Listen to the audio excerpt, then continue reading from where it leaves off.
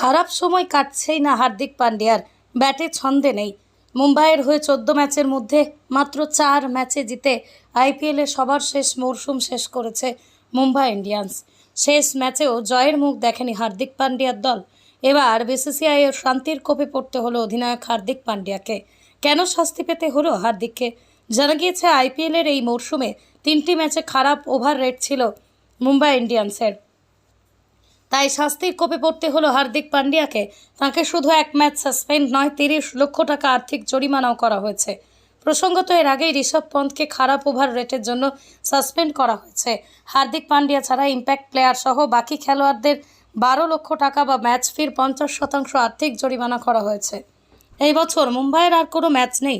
শুক্রবার লখনউয়ের বিরুদ্ধে তাঁরা শেষ ম্যাচ খেলে নিয়েছে। 2025 সালে আইপিএলের মেগা নিলাম হবে। সেই আইপিএলের প্রথম ম্যাচ খেলতে পারবেন না হার্দিক, তবে তিনি সামনের বছর মুম্বাইতে না থাকলে অন্য দলের হয়েই প্রথম ম্যাচে ডাগ আউটে থাকতে হবে হার্দিককে।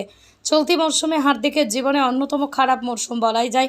14টি ম্যাচ খেলে তিনি মাত্র 218 রান করেছেন। এই আইপিএলে গড় 18-র কম। অধিনায়ক হিসেবে 14টি ম্যাচে মাত্র 4টি ম্যাচ জিতেছে মুম্বাই, শেষ করেছে 10 নম্বরে।